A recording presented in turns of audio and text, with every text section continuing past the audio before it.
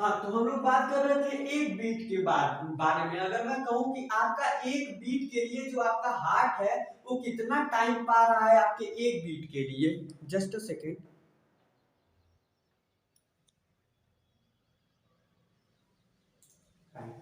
तो एक बीट के लिए आपका हार्ट कितना टाइम पा रहा है उसकी हम बात कर रहे हैं।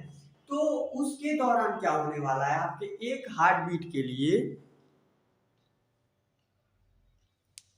एक हार्ट बीट के लिए बेटा देखेंगे तो क्या कहेंगे, यहाँ पे हम ये कह सकते हैं कि हमारा अगर 60/72 करें तो हमको एक बीट के लिए क्या मिल जाएगा, टाइम मिल जाएगा, सेकेंड मिल जाएगा, जो कि इक्वल टू होता है 0.8 सेकेंड के बराबर। मतलब ये है कि एक बीट के डिफरेंस में, मतलब अगर मैं कहूं कि ये देखिए एक बीट 1 2, तो इस 2 और 1 के बीच का जो डिफरेंस है वो कितना है, वो 0.8 सेकेंड का डिफरेंस है। और इसी के दौरान 0.8 सेकेंड के अंतराल में जितनी भी सारी हमारी कॉन्सिक्वेंशियल प्रोसेसेस होते हैं, जो भी एल्गोरिथमिक फंक्शंस हमारे हार्ट करती है, पंपिंग में सिस्टोल डायस्टोल होता है, उसी चीज को हम क्या कहते हैं, कार्डियक साइकिल बोलते हैं। साइकिल का अर्थ है वो प्रोसेस जो आपका एक जगह से शुरू हो, फिर वो उसी प्रकार से एक रिदमिक टाइम के बाद, वो रिदमिक टाइम इंटरवल के बाद वो रिपीट होना चालू कर दे।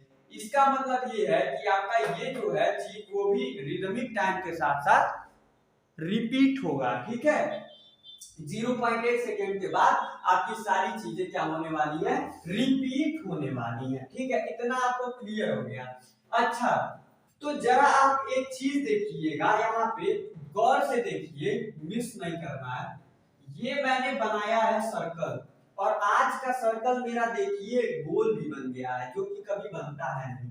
फिर मैंने एक और सर्कल बनाया, फिर मैंने इसको बीच से फाड़ दिया, यहां से एक और फाड़ दिया, फिर मैंने यहां से एक ऐसे फाड़ दिया, फिर मैंने एक यहां से फाड़ दिया। अच्छा जी, आपने ऐसा बना लिया। अच्छा, अब इसमें सर आप करने क्या वाले हैं, ठीक है। क्वेश्चन ये राइज होता है कि सर आप करने क्या वाले हैं इसके दौरान में। जरा गौर से देखिए क्या करने वाला हूं मैं यहां पे आर्ट्रियल क्या लिखने वाला हूं, डायस्टोल लिखने वाला हूं, एडी, आर्ट्रियल डायस्टोल, जिसका अर्थ है आर्टरी के द्वारा किया गया होगा डायस्टोल, ठीक है। उसके बाद यहाँ पे मैं लिखने वाला हूं, यहां से स्टार्ट करके ऐसे वीडी, वेंट्रिकल डायस्टोल लिखने वाला हूं। फिर मैं यहाँ पे लिखने वाला हूं क्या, यहाँ पे मैं लिखने वाला हूं, फिर यहाँ पे मैं लिखने वाला हूं वेंट्रिकल सिस्टोल लिखने वाला, क्या लिखने वाला हूं, वेंट्रिकल सिस्टोल लिखने वाला हूं। फिर मैं यहाँ पे क्या लिखने वाला हूं, वेंट्रिकल डायस्टोल लिखने वाला हूं। अब जरा मेरी बातों को गौर से देखिए, और आप यहाँ पे मेरे साथ साथ जरा टाइमिंग लिखिए, 0.1, 0.2, 0.3, 0.4, 0.5, 0.6, 0.7 एंड 0.8। अब मेरे बच्चों गौर से देखिएगा, ये जो है ये जो है एडी, इसके दौरान कितना टाइम लग रहा है, वो 0.1 सेकेंड का टाइम लग रहा है, क्योंकि हर एक गैप जो है वो 0.1 सेकेंड का है। तो इस 0.1 सेकेंड का जो गैप लग रहा है, इसमें आर्टरीज जो है वो डायस्टोल करती हैं। डायस्टोल करने का अर्थ ये होता है बेटा कि रिलैक्स करती हैं आपकी आर्टरीज, ठीक है। क्या करती हैं आपकी आर्टरीज जो है वो क्या करती है, वो बेसिकली आपकी आर्टरीज जो है वो रिलैक्स करती है, ठीक है। आपकी आर्टरीज जो है वो रिलैक्स करती है, ठीक। अच्छा, एक सेकेंड जरा आप इधर देखिएगा, मैंने यहाँ पे वेंट्रिकल डायस्टोल, यहाँ पे वेंट्रिकल सिस्टोल भी लिख दिया है। इसका अर्थ ये है कि मैंने यहाँ पे थोड़ा सा मिस्टेक कर दिया है, यहाँ पे वीडी के जगह एडी होना चाहिए और यहाँ पे बीएस होना चाहिए। क्यों ऐसा मैंने कहा, क्योंकि बेटा जरा कॉमन सा मिस्टेक आप भी फाइंड कर सकते हैं, क्योंकि पहले ही डायस्टोल हो गया मेरे बच्चों, पहले ही रिलैक्स करके आपका हार्ट तो कॉन्ट्रैक्ट कब करेगा, सिस्टोल कब करेगा? जब डायस्टोल ही कर लेगा। पंप कब करेगा भाई साहब? तो पंप करने के लिए आपका वेंट्रिकल डायस्टोल पहले होना बहुत ही जरूरी है। और इसके दौरान क्या होता है, जरा गौर से देखिएगा। वेंट्रिकल डायस्टोल के दौरान ये 0.1 सेकेंड का इवेंट है। क्या लिखिएगा यहाँ पे? ये 0.1 सेकेंड का इवेंट है। अच्छा जी, 0.1 सेकेंड के इस इवेंट में 30% ऑफ ब्लड 30% ऑफ ब्लड क्या कर जाता है? वेंट्रिकल में ट्रांसफर हो जाता है। वेंट्रिकल में ट्रांसफर हो जाता है। क्या हो जाता है? 30% ब्लड क्या कर देता है? ये कॉन्ट्रैक्शन आपका 30% of blood is being transferred to ventricle. Is that clear to you or not? So let me once again check in the camera, because ऐसा ना हो कि मैं यहाँ पढ़ाता रह जाऊं और आपके कैमरे में कुछ रिकॉर्ड ना ही हो। ठीक है,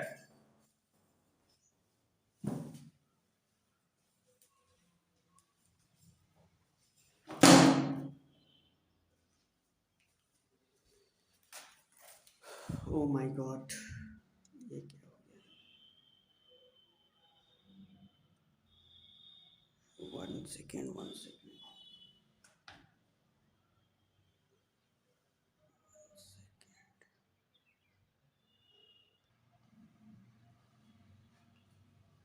हाँ, तो फिर मैंने बताया कि 30% ऑफ जो ब्लड है वो वेंट्रिकल के थ्रू मतलब वेंट्रिकल में ट्रांसफर हो जाता है आपके एएस के कारण। क्या है?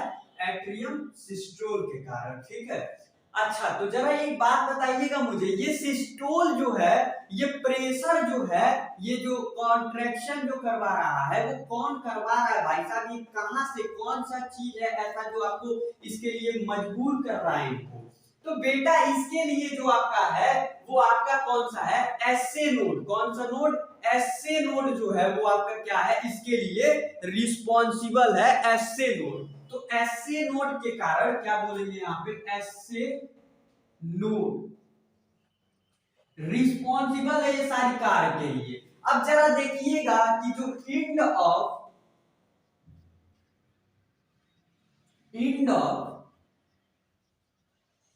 atrium systole is equal to end of ventricle diastole है। डायस्टोल, इसका अर्थ क्या है? जरा मेरी बात को समझने की कोशिश कीजिएगा।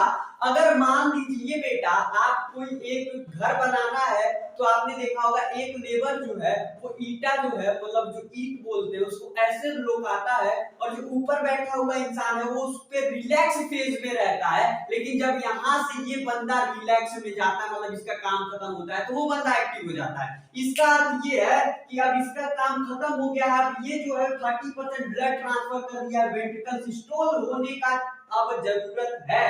इसका अर्थ ये है कि भाई साहब वेंट्रिकल का डायस्टोल खत्म हो गया है, जैसे ही एंड ऑफ आर्टेरियल सिस्टोल हुआ है। ठीक है, अच्छा जी, अब जरा बात को समझिएगा कि इस दौरान क्या होता है बेटा? इस दौरान वेंट्रिकल सिस्टोल के दौरान क्या होता है? 130 ml ऑफ ब्लड होता है इसके अंदर। 130 ml ऑफ ब्लड चला गया है वेंट्रिकल सिस्टोल में, मतलब वेंट्रिकल सिस्टोल के दौरान 130 ml ऑफ ब्लड मेंटेन रहता है। ये चीज आप जरा सा ध्यान रखिएगा। आपको ये क्या करने के लिए आएगा? ये आपको करने के लिए काम आने वाला है। हाँ, ये काम आपको, सॉरी वेंट्रिकल सिस्टोल में नहीं, वेंट्रिकल डायस्टोल के में होगा 130 ml ऑफ ब्लड। ठीक है, वेंट्रिकल सिस्टोल के अंदर, इस सिस्टोल के अंदर आपका ऐसा नहीं होगा, वेंट्रिकल डायस्टोल के अंदर ऐसा होने वाला है। ठीक है, क्योंकि यहाँ सिस्टोल के अंदर 60 ml ब्लड रिमेन रह जाता है। मतलब जब यहाँ से वेंट्रिकल आपका सिस्टोल करेगा तो ये कहाँ जाएगा? ब्लड आपका उसमें भेजता है ना, आर्टरीज में भेजता है, उस दौरान आपका 60 ml ब्लड यहाँ पे रह जाता है। तो वेंट्रिकल डायस्टोल के अंदर 130 ml ब्लड रह जाएगा, जो कि आपका जब हम कार्डियक आउटपुट पढ़ेंगे उसमें एसबी के बारे में बात करेंगे, तो वहां पे हम लोग देखेंगे इसके बारे में। ठीक है, 130 ml के बारे में हम बात करेंगे। चलिए आगे देखते हैं। तो वेंट्रिकल डायस्टोल कहां से कहां शुरू हो रहा है बाबू? देखो 0.1 सेकंड से 0.5 सेकंड के दौरान आपका वेंट्रिकल डायस्टोल होता है। वेंट्रिकल डायस्टोल, जिसका अर्थ ये है कि ये 0.4 सेकंड के लिए हो रहा है। कितने के लिए हो रहा है? 0.4 सेकंड के हो रहा है, और अगर एट्रियम सिस्टोल जो 0.1 सेकंड का हो रहा है तो एट्रियम डायस्टोल 0.7 सेकंड के लिए हो रहा होगा। ठीक है, तो इसका अर्थ ये है, अगर आप टोटल में देखोगे ना बेटा, तो जो आप टोटल आपका सिस्टोल और डायस्टोल को ऐड करो तो पूरा टोटल सिस्टोल एट्रियम और वेंट्रिकल सिस्टोल मिलाओगे तो 0.4 सेकंड बनेगा, एट्रियम सिस्टोल और वेंट्रिकल सिस्टोल। इसका अर्थ ये है कि कॉन्ट्रैक्शन जो भाई साहब है 0.8 सेकंड में, आपका हार्ट जो है वो सिर्फ 0.4 सेकंड के लिए ही कॉन्ट्रैक्ट कर रहा है। तो इसका अर्थ ये है कि 0.4 सेकंड के लिए ये क्या कर रहा होगा, रिलैक्स कर रहा होगा, और इसी चीज को हम क्या बोलते हैं, इसी चीज को हम जॉइंट डायस्टोल बोलते हैं, जॉइंट डायस्टोल, जिसका अर्थ है कि 0.4 सेकंड के लिए आपका हार्ट जो है वो रिलैक्स कर रहा है, पंप नहीं कर रहा है ब्लड को। Is that clear? अच्छा ठीक है, इतना क्लियर हो चुका होगा आपको। अब जरा आप बात करते हैं आइसोमेरिक कॉन्ट्रैक्शन के बारे में। इस वेंट्रिकल सिस्टोल में हम पढ़ते क्या पढ़ते हैं, आइसोमेरिक कॉन्ट्रैक्शन। आइसोमेरिक कॉन्ट्रैक्शन का अर्थ ये है बेटा कि जो एबी नोड के द्वारा एबी नोड ऐसे नोड से एबी नोड में, वेंट्रिकल में एबी नोड जो है वो पूरा कंडक्शन करता है ना, किसकी मदद से, परपेंडिकुलर फाइबर की मदद से। तो एबी नोड की वजह से वेंट्रिकल सिस्टोल या बोले कॉन्ट्रैक्शन होता है। उसी चीज को हम लोग आइसोमेरिक कॉन्ट्रैक्शन के नाम से जानते हैं। क्या जानते हैं? आइसोमेरिक कॉन्ट्रैक्शन के नाम से जानते हैं। इतना सारा चीज आपको क्लियर हुआ कि नहीं हुआ? ठीक है, अच्छा जी, इतना सारा चीज आपको क्लियर हो चुका होगा। अच्छा, तो जरा एक बात देखिए, एक चीज और आता है, period of ejaculation. Period of ejaculation, इसका अर्थ ये है बेटा कि जब वेंट्रिकल सिस्टोल में गया तो एट्रियम जो है वो क्या कर रहा होगा, वो डायस्टोल में चला जाएगा, रिलैक्स कर रहा होगा, और उस दौरान जो आपका है ब्लड जो है वो क्या कर जाते हैं, वो आपका ब्लड जो है वो किसमें रिलीज हो जाता है, वो ब्लड जो है वो एट्रियम में, एट्रियम नहीं, एट्रिया जो पाइपें हैं, जो आपकी नसें हैं एट्रिया, उसमें रिलीज हो जाता है। किसमें रिलीज हो जाता है? 60 ml of blood releases to arteries में आपका चला गया 60 ml of blood। अच्छा जी, अब जरा इस चीज को एक टर्म के नाम से लिख लीजिएगा, ESB is equal to 60 ml।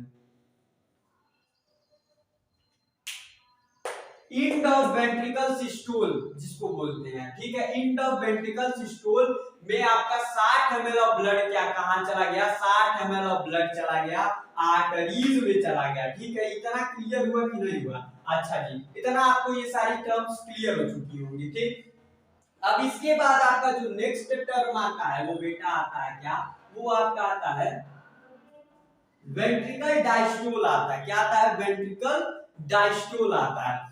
Ventricle diastole का अर्थ ये है बेटा, जैसे ही, जरा ध्यान से सुनिएगा, जैसे ही वेंट्रिकल में आपका ये वेंट्रिकल में एक सेकंड जरा ध्यान, हाँ एक चीज मैंने आपको बताना भूल गया कि जब सिस्टोल होता है बेटा उस समय प्रेशर बढ़ता है या घटता है? प्रेशर बढ़ता है, क्योंकि वॉल्यूम जो है किसी चीज का अगर कम कर रहे हो कॉन्ट्रैक्ट करके तो प्रेशर बढ़ जाएगा भाई साहब। प्रेशर जब बढ़ता है वे आर्टेरियम से वेंट्रिकल में जब ब्लड आता है तो प्रेशर बढ़ने के कारण क्या हो जाता है बेटा, आपका जो मिट्रल वॉल है या जो वॉल्स होती हैं बाइकस्पिड ट्राइकस्पिड, वो कॉर्डा टेंडनी की मदद से क्लोज हो जाती है। तो जरा एक चीज याद रखिएगा, प्रेशर बढ़ने पे वॉल ओपन नहीं होता, पिछले वीडियो लेक्चर में भी बता चुका हूं, क्लोज होता है, क्लोज होता है भाई साहब।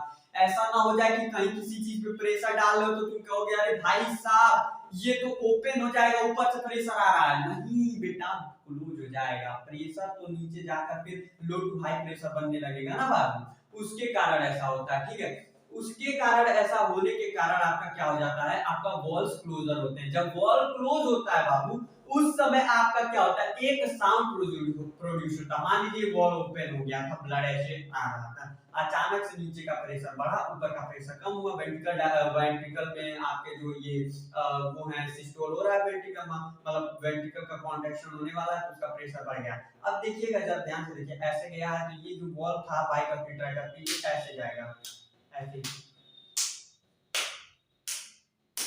आवाज आ रही है भाई साहब, आवाज आ रही है, इसी आवाज को लब साउंड बोलते हैं, ठीक है। और जब आपका यही जो ब्लड है वो नीचे की तरफ आ जाता है, आर्टरीज में आ जाता है ब्लड वेंट्रिकल के मदद से, जब वेंट्रिकल में कॉन्ट्रैक्शन होता है तो ये जब नीचे आता है तो उस समय प्रेशर आर्टरीज में बढ़ जाता है, यहाँ पे डायस्टोल होता है इसलिए प्रेशर कम हो जाता है, तो उस समय सेमीलुनार वॉल्व खुलता है और उसका क्लोजर हो जाता है। सेमीलुनार वॉल्व जो खुला होता है आर्टरीज में वेंट्रिकल के कॉन्ट्रैक्शन से, वो चीजें सारी बंद होने लगती है, तो फिर एक आवाज आती है,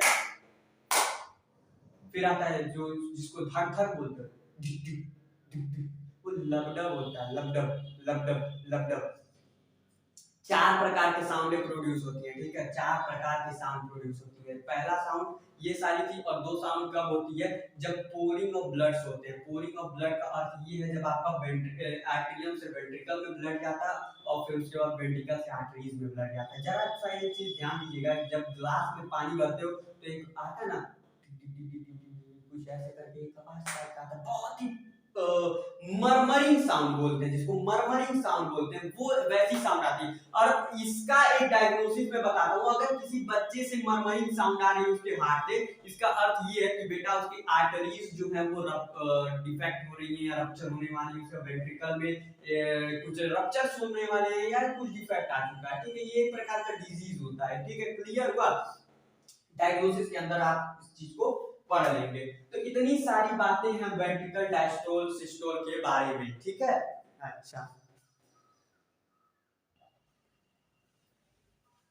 तो इतनी सारी चीजें आपको क्लियर हो चुकी है, ठीक है। अच्छा जी, तो देखिएगा यहाँ पे आइसोमेरिक कॉन्ट्रैक्शन आपने यहाँ पे देखा था, तो यहाँ पे आइसोमेरिक रिलैक्सेशन का तो नाम आना ही चाहिए, आइसोमेरिक। अच्छा जी, आइसोमेरिक रिलैक्सेशन का अर्थ ये है आपका एट्रियम और वेंट्रिकल दोनों रिलैक्स कंडीशन में। अब जरा बात करते हैं वेंट्रिकल डायस्टोल मतलब वेंट्रिकल रिलैक्स में है। अच्छा जी, मान लो बेटा अगर वेंट्रिकल नीचे वाला रिलैक्स में है, आपको पता था कि इससे पहले ऊपर वाला आपका एट्रियम रिलैक्स था, फिर वेंट्रिकल कॉन्ट्रैक्ट कर रहा था, फिर अब वेंट्रिकल रिलैक्स कर रहा है, तो इसका मतलब तो यही है ना कि वो भी चीज जो था ऊपर वाला वो भी तो रिलैक्स कर रहा होगा। अरे भाई साहब क्यों रिलैक्स कर रहा होगा, ब्लड तो पहले जाए वहां से बॉडी ऑर्गन से, फिर तो पहुंचे वहां पे डीऑक्सीनेटेड ब्लड, तब तो कॉन्ट्रैक्ट करेगा, अभी तो पहुंचा ही नहीं है भाई साहब। और वही पीरियड ऑफ टाइम जब लेफ्ट मतलब जब हमारे atrium atrium and ventricle both relax, ये वो दोनों चीजें जब रिलैक्स करती हैं उसे हम क्या बोलते हैं, आइसोमेरिक रिलैक्सेशन बोलते हैं। ये सारे इंपॉर्टेंट टर्म्स हैं, कोई डेफिनेशन नहीं पूछेगा, कुछ नहीं पूछेगा तुमसे भाई, पर दिमाग में ये चीजें होनी चाहिए क्या क्या बोलते क्या है इस सारी चीजों को। डायास्टेसिस, डायास्टेसिस, डायास्टेसिस, डायास्टेसिस का स्पेलिंग आप लोग देख लीजिएगा, डायास्टेसिस, ठीक है, डायास्टेसिस, ठीक है। डायास्टेसिस का अर्थ ये है कि जिस रेट से rate left ventricle is equal to rate of right ventricle filling, जिस रफ्तार से लेफ्ट वेंट्रिकल भर रहा होगा उसी रफ्तार से राइट वेंट्रिकल भी भरेगा आपका ब्लड, वही चीज को क्या बोलते हैं, उसी चीज को बेटा बोलते हैं हम लोग डायास्टेसिस, ठीक है।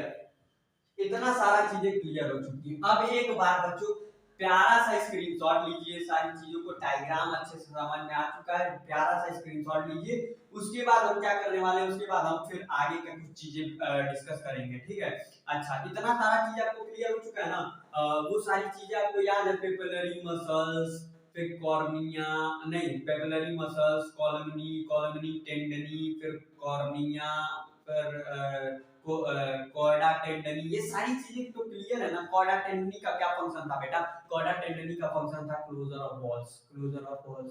ये सारी चीजें ऐसे रस्सी की तरह, एक छाता देखो ना बेटा, छाता जब मान लो ये छाता है, छाता खोलने के लिए खींचना पड़ता है नीचे, वैसे ही कॉर्निया टेंडनी को जब ऐसे खींचोगे तो बॉल जो है खटाक दे खुल के बंद हो जाएगा, मतलब खुला हुआ बॉल खटाक दे बंद हो जाएगा। ऐसे खींचे छाता, मान लो ये छाता है, से खींचे खटाक बंद हो गया बॉल। ठीक है, समझ में आ रहा है ना ये सारी चीजें। एवी नोड, एसए नोड, फिर पकंजे फाइबर, बंडल ऑफ फिश जो डिवाइड हो जाता है पकंजे फाइबर में, सारी चीजें तो बता दिया हूँ यार, अब क्या बताना बाकी रह गया है। सारी चीजें नोट करो, स्क्रीनशॉट लो, आगे बढ़ते हैं हम फिर।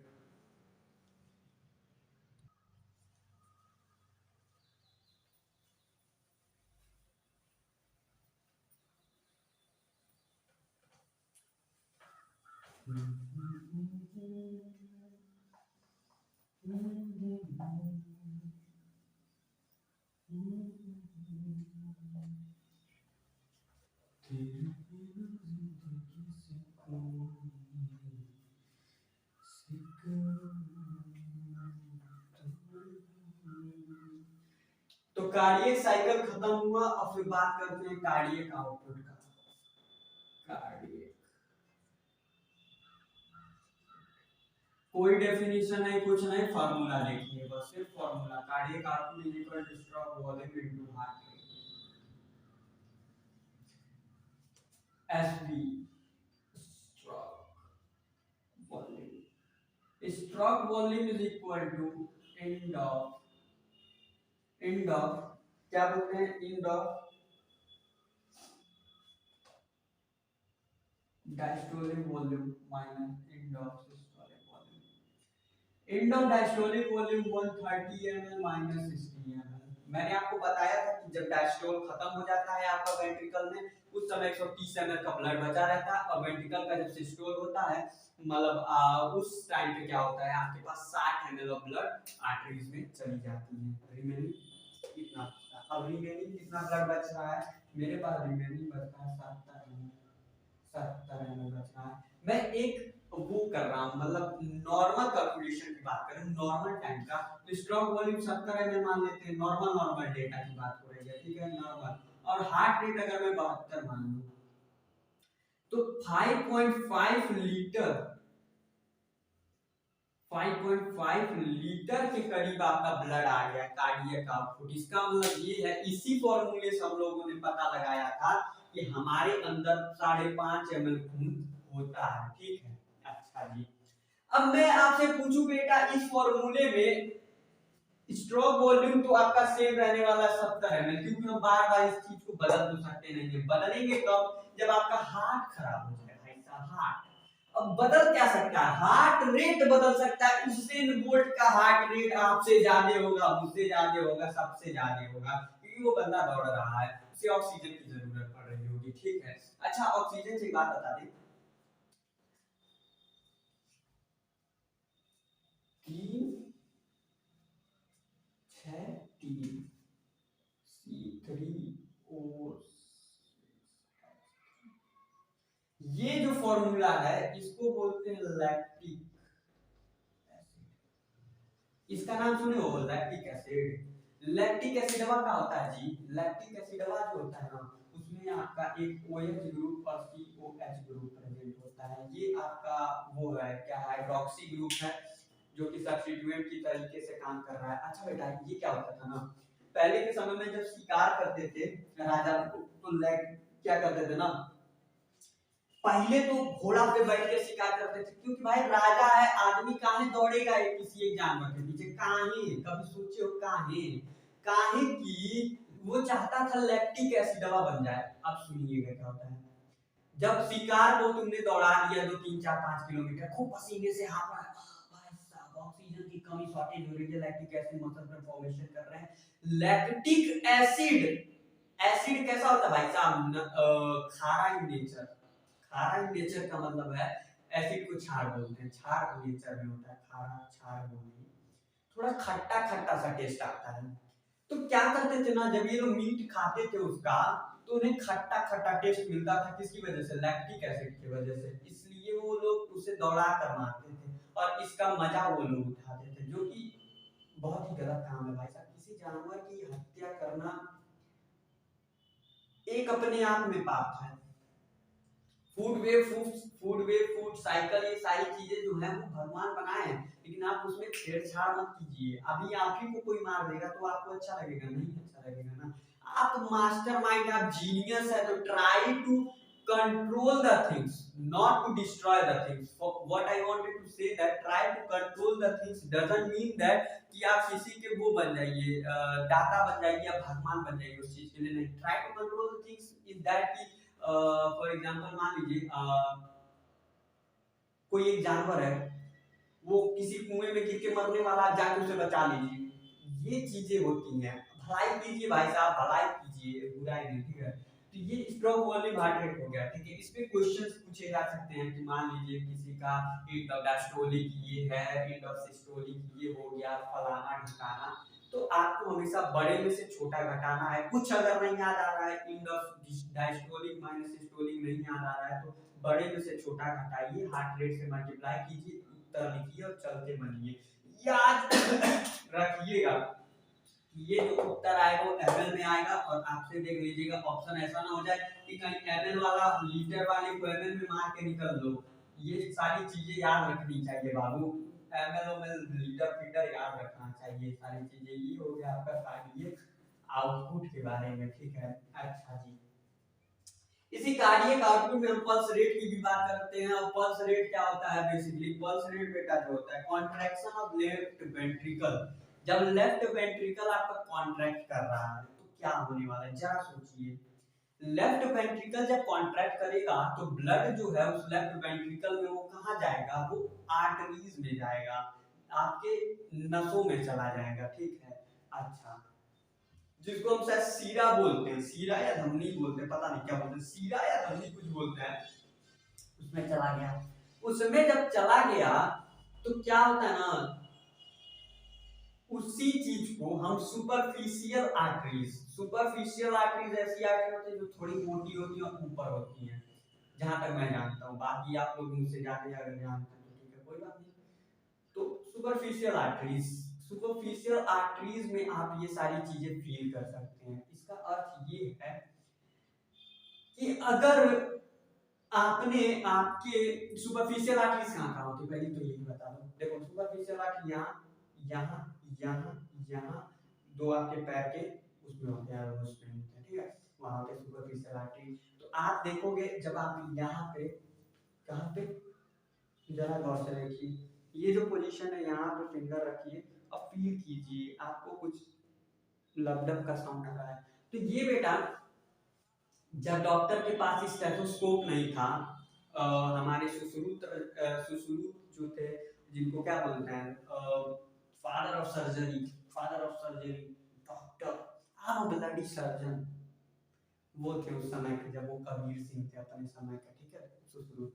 तो उस समय वो इसी सारी चीजों के मदद से इलाज करते थे। उस समय हमारे पास स्टेथोस्कोप जैसी चीजें नहीं थी जो कि इतना ही मतलब लो पिच साउंड को भी सुन सके। अगर आपने स्टेथोस्कोप देखा होगा, सबसे मोस्ट डिमांडेबल स्टेथोस्कोप लिटमन का होता है, जो कि बहुत ही महंगा आता है। लेकिन अगर लोकल स्टेथोस्कोप की भी बात करें तो अच्छा खासा आवाज सुनाई देता है। लेकिन कहते हैं ना एमबीबीएस फर्स्ट ईयर वालों का पहला प्यार स्टेथोस्कोप है भाई साहब, कुछ नहीं उनके पास स्टेथोस्कोप चाहिए गले में लटका के घूमने के लिए, भाले ही भाई साहब झक मार के आपको कुछ सुनना नहीं है, लेकिन आपके पास स्टेथोस्कोप होने वाला है, ठीक है। अच्छा जी, तो ये सारी चीजें पल्स रेट के बारे में हो गई। आप मतलब यहाँ से सारी चीजें चेक कर सकते हैं, ठीक है। इतना सारा चीज आपको क्लियर हो चुका है। अच्छा, अब इसके बाद हम थोड़ा सा बात करने वाले हैं ईसीजी के बारे में, इलेक्ट्रोकार्डियोग्राम, इलेक्ट्रोकार्डियोग्राम, ईसीजी, इलेक्ट्रोकार्डियोग्राम। जरा इलेक्ट्रोकार्डियोग्राम बनाने की कोशिश करूं। हाँ, हमारी ड्राइंग तो भाई साहब बहुत ही लाजवाब ड्राइंग है, और इतना खतरनाक तो ड्राइंग भाई साहब कोई दुनिया का आर्टिस्ट नहीं करता है। अच्छा जी, जरा नेमिंग करने की कोशिश करते हैं। P Q R S T, ये सारी चीजें वेव हैं। क्या है? वेव है। वेव क्या है? ये सारी चीजें आपकी वेव है। इसको मैं बोलता हूं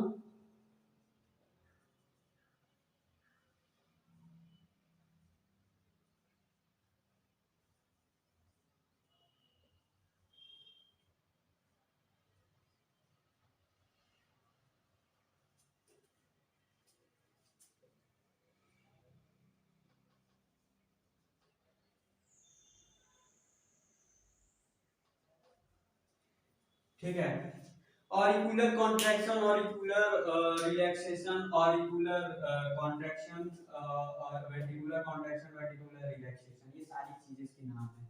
अब एक और नाम जो आपका एग्जामिनर आपका कंफ्यूज करने वाला है वो ये है, यहाँ लिखिए पहले डिपोलराइजेशन।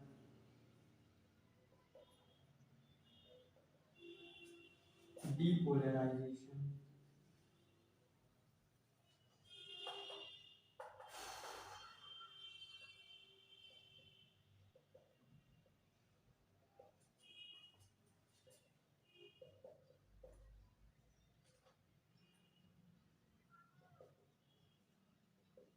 रिपोलराइजेशन, ये सारी टर्म से वो कंफ्यूज करता है। अब यही सारी चीजें हैं बस ईसीजी ग्राफ में, और आपसे कुछ पूछेगा नहीं, वेंट्रिकल जब कब कॉन्ट्रैक्ट करें कब रिलैक्स करें। तो ये जब ईसीजी ग्राफ आप देखोगे एक ऐसे ही एक टीबी होता है, क्या होता है, एक टीबी होता है, जो एक मरीज जो होता है ना भाई साहब, जब उसको ये लगा दिया जाता है मास्क वहाँ, जब में ऑक्सीजन का फ्लो करवाते हैं तो उसका हार्ट रेट दवा देखते हैं कहीं मर तो नहीं ना रहा है। वो जो आप बनाते ना, वो क्या बोलते हैं भाई साहब, कैसे बनता है जी?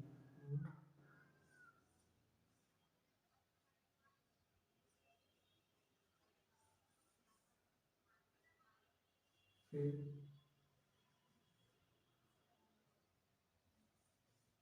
ये ऐसे करके बनाते हैं भाई साहब आप लोग ईसीजी ग्राफ देखिए।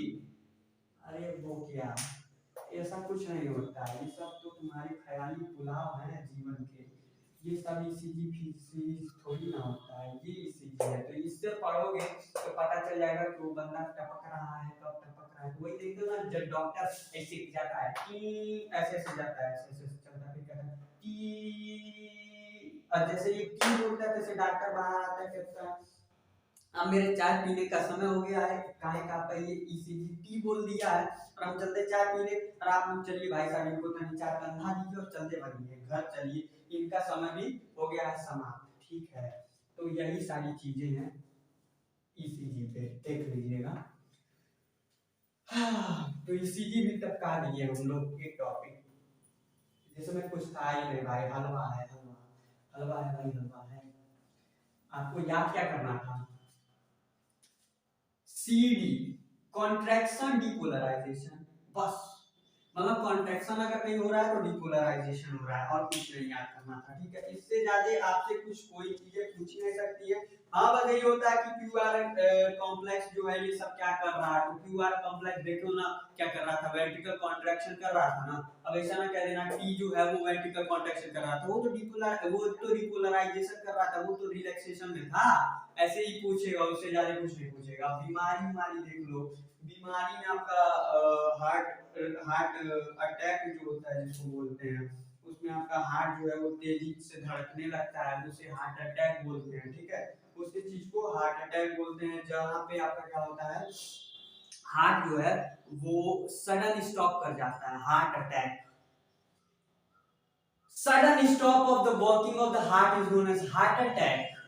Cardiac arrest, cardiac arrest is something different and heart attack is something different. What? Heart attack and cardiac arrest is something different. The sudden stop of the heart is called cardiac arrest.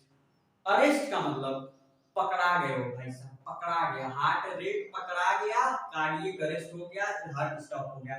का heart attack का अर्थ ये है जब muscles में कोई damage हो जाते हैं हार्ट के, कार्डियक मसल्स में, उसे हम क्या बोलते हैं, हार्ट अटैक बोलते हैं। वहां पे क्या होता है, हार्ट अटैक के दौरान आपका ब्लड सप्लाई जो होता है वो सबसे मतलब मिनिमम हो जाता है, ऑक्सीजन के लेस सप्लाई की वजह से ऐसा होता है। ठीक है, और फिर हार्ट फेलियर जो है, हार्ट फेलियर का अर्थ ये है कि आपका हार्ट जो है वो इनकैपेबल हो गया किस चीज का, ब्लड का सप्लाई करने में, वो हार्ट इनकैपेबल हो गया। फिर उसके बाद आपका एक टर्म आता है जिसको एस्थेरो एथेरोस्क्लेरोसिस बोलते हैं, एथेरोस्क्लेरोसिस बोलते हैं, या हाँ आर्थरोक्लोरोसिस या एथेरोस्क्लेरोसिस बोलते हैं। उसमें क्या होता है, जब आप ज्यादा कोलेस्ट्रॉल लेने लगते हो, आर्टरीज में थक्के जमने लग जाते हैं, आपका जो ब्लड डाइल्यूटर का जरूरत पड़ता है ताकि खून आपका पतला किया जा सके, ऐसी सारी चीजें हैं, ठीक है। वहाँ पे लिम्फ सिस्टम काम में आ जाता है, ये सारी चीजें हैं। तो वहाँ पे आपका हार्ट फिर आपका डैमेज होने लग जाता है, वही सारी चीजें हैं, ठीक है। इससे ज्यादा कुछ नहीं है, ठीक है। अच्छा, फिर एक एनजीना आता है, एनजीना। उसमें क्या होता है, आपको हार्ट को लेस सप्लाई ऑफ ऑक्सीजन मिलता है, उसको एनजीना बोलते हैं। उसके बाद हाई ब्लड प्रेशर आपको पता है, लो ब्लड प्रेशर आपको पता ही है, जब दिल तेजी से धड़के प्यार में। भाई साहब कमाल करते हो आप भी किसी चीज में, ठीक है। कुत्ता पीछे पड़ गया है, वो भी कर सकता है, करे। तो यहाँ पे आपका वीडियो खत्म होता है, तब तक के लिए पढ़ाई करते रहिए, और ज्यादा वीडियो लेक्चर लंबा हो गया है, मन से देखिए। बाकी हार्ट की धज्जियां उड़ा दी गई हैं, इतना बम मारे टॉपिक पे, भाई साहब की धुआं धुआं हो गया पूरा। एनसीईआरटी का घोर के पिला दिए आपको, जो भी उसमें एनसीईआरटी में तो 3-4 पन्ना, ठीक है। अब बाकी हम देखिए, अब बाकी जो वो है ना बॉडी फ्लूइड एंड सर्कुलेशन का एक छोटा वीडियो लाएंगे, इसमें फिर पूरा उड़ाएंगे उसको। हार्ट, क्योंकि कुछ बचा नहीं है, हार्ट से ज्यादा इंपॉर्टेंट कुछ था ही नहीं उसमें। अब कुछ वही है, एक ग्रेनुलोसाइट जिसमें बेसिलस, थ्रोम्बोफिल्स, ये सारी चीजें, lymphocytes and all this things देखेंगे। हार्ट का ये वो देखेंगे, हार्ट वो एम्ब्रियो फेटालिस देखेंगे, ये सारी चीजें देखेंगे बस। उसके बाद फिर ब्रीदिंग एक्सचेंज ऑफ गैसेस में देखेंगे, टाइडल वॉल्यूम फॉलिंग, ये सारी चीजें हैं। तब तक के लिए पढ़ाई करते रहिए। This is Amit Gupta signing off.